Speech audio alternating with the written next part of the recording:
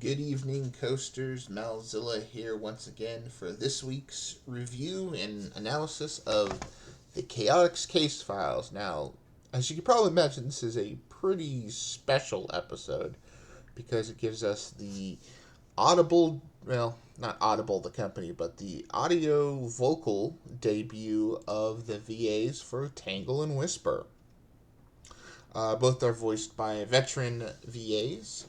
Ashlyn Madden as Tangle and Inaris Kianos as Whisper.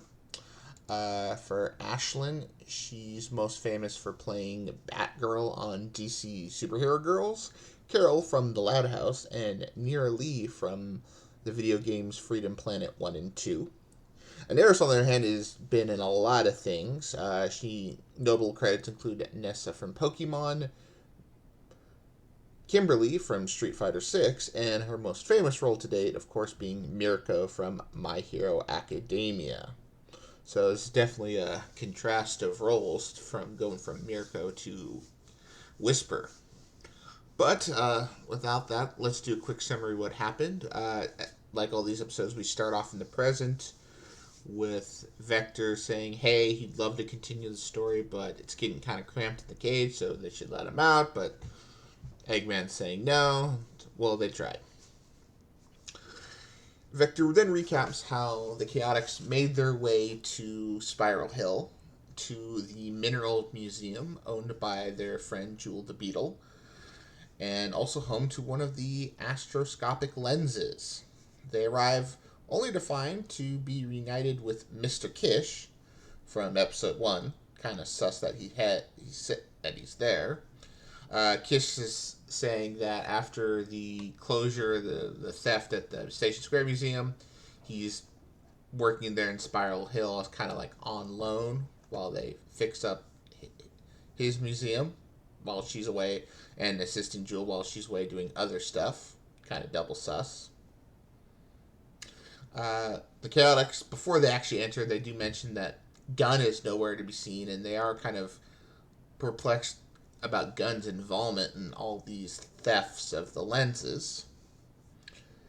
But they arrive saying that, they're going to do their best to protect the astroscopic lens that's on display. He gives them a floor plan of the museum, but he's a little skeptical that the three of them will be able to cover all of the museum. But, to much their surprise, he hears a voice from the door saying that it won't be the three of them, it will be the five of them. And enter our heroines, Tangle and Whisper. Charmy introduced Tangle and Whisper to Mr. Kitsch, while Vector does his usual narration. Though, oddly enough, Kish singles out Whisper due to her name. Again, Kish is getting sus. He does call into question their credentials as detectives, which they do convince them, aka Tangle wraps him up in hair tail and kind of bounces him around, and Vector says, you don't want to see what Whisper does with her Wispon. And he says, okay. Kish then leaves. The group decide to pull out the plans, and they decide they're going to lock the doors, bolt the windows, and cover the 4 entry points. Charmy says that he's got some walkie-talkies in the Chaotix copter and flies off to get them, all the while just dubbing himself the Chaotix Quartermaster. He thinks that's his new role in the team, which is kind of nice that he's going to get the gear for everyone. Whisper shows some worry about this because, as they explained, this thief's been able to, take the forms of others, and Espio asks her if something's wrong, now it's time to talk. Tangle obviously picks up on what Whisper is implying and gives a quick TDLR with, of course, Whisper's permission about Whisper's past and the OG Diamond Cutters and Mimic. Now, Tangle says she's not going to let anything hurt her, and Whisper says thank you. The quintet split up and wait for the thief. That's kind of the halfway point of the episode. Charmy and Tangle have fun on the radio. Those two, being each certain levels of dumb of ass, have fun. They bounce off each other really well, but Vector tells them to be quiet, Up on the second floor, Tangle bumps into Tails, who says Vector called him to help. Tangle wonders how he got in, and then Tails sucker punches him. Realizing that this isn't Tails, Tangle tries to radio in, but the radio isn't working, so she cries out that the thief is here disguised as Tails. Then the lights goes out, and all chaos ensues. They're bumping into each other, they're wrapping each other up in tails, they're nearly shooting each other with lasers. It's all going to shit.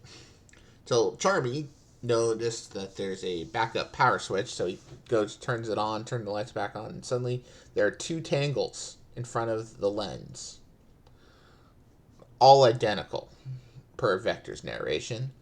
Vector sees SBO kind of sneak up behind one of them, and he's kind of adjacent to the other, so he says, aha, we'll each grab one, and then we'll have, the thief. But that doesn't quite happen, because Whisper's got the Wisp-On with the Scion laser charged up, and points them at the Tangles. One Tangle says, don't shoot, the other one says, take the shot, so she does. And the one who says, don't take the shot, jumps out the way, and nearly fries SBO.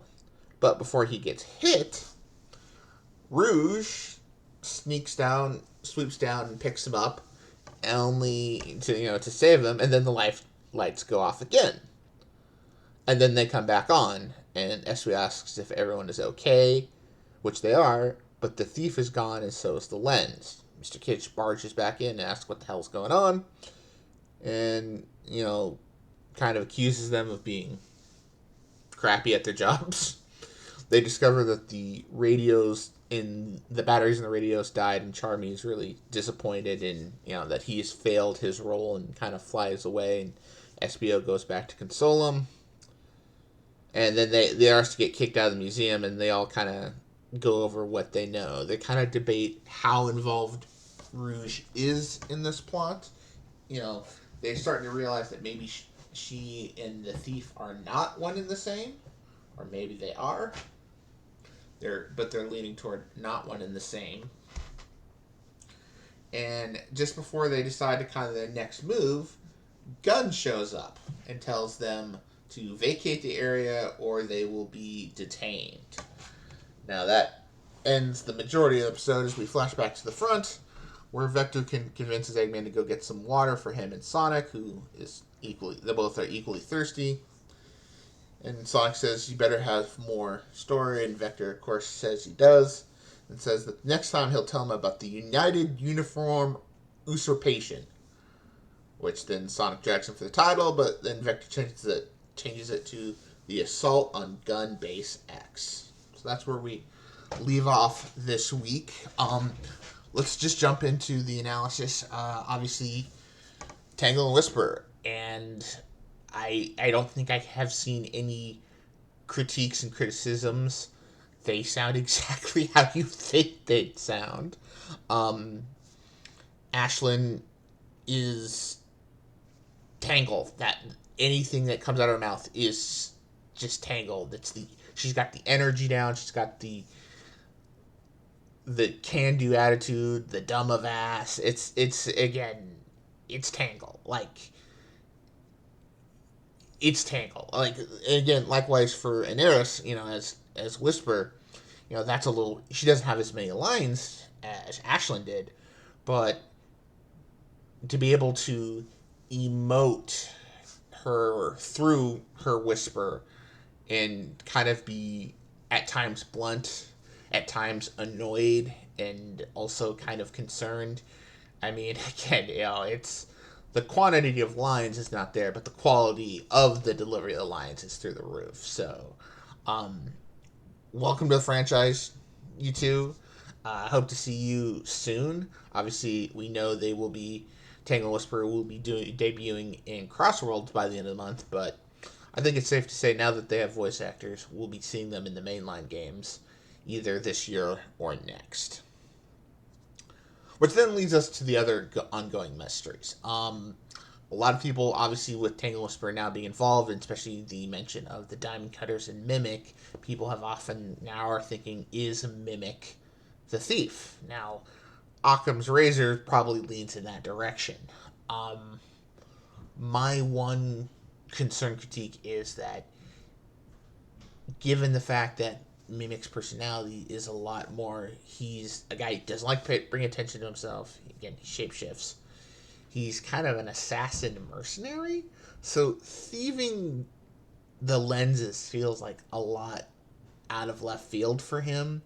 Like clearly, if he's doing this, if it is him, he's on a job for someone. And the real question is not so much him stealing the artifacts, is who's he stealing them for. That's the big question. Now, people I've seen asked Chris, the lore master, the head of the lore, Sega Lore Council, about, timeline, which, of course, now that everything is canon, everyone, these timeline questions are coming in by the wazoo. Definitely feel bad for him. But he says, by the end of the story, he says, you'll figure out where this, fits on the timelines. Because in the current timeline, Mimic is presumed dead after, Whisperer turned him into takoyaki with a severe case of the explosions. So, if it is Mimic, this is obviously either before or after the Clean Sweep Grand Prix. And considering how much Clutch had to twist his arm to get him involved with that, I don't know. This does not feel like Mimic's MO for stealing the lenses. Though, depending on if it is him and who's it stealing this for, that could, the plot could thicken. Also, the good news is next week we're going to figure out why Gun's been popping up and what their involvement is, which obviously means these lenses are powerful, especially if Gun, could be a weapon, so we'll see where that goes. My guess is we'll definitely see Rouge again next week, and probably the other members of Team Dark, because usually if Gun's involved, Team Dark's adjacent most of the time. Maybe we'll learn a little bit more. I'd like to see again Professor Tori, because we do need to get some info on what these lenses do and more information on them. But we're pretty much in the thick of the weeds for the story right now. I don't see an ending coming. If anything, we're about to get a kind of that midway lore dump, and then from there we'll start setting up the final, to the climax of who the thief is and why they're searching for these lenses and why they're trying to incriminate Sonic and company. So that's all I got for this episode. Tune in next week for the next adventure in the Chaotix Casefiles. So, as always, for the plugs, at the end of this episode, there will be links to the episode reviews of episodes 1 and 2, as well as Radria's and I's reviews of Sonic X. We just finished recording our Season 1 wrap-up. We finally made it through Season 1, and we're planning to start Season 2 relatively shortly. We do appreciate all the times, the views, and the questions and the comments that you guys leave. Please do follow us on social media, Blue Sky, Twitter, Tumblr, X, whatever you want to call it. And if you want, join our Discord. Join the chat. Join the conversation. Till next time, stomp you later.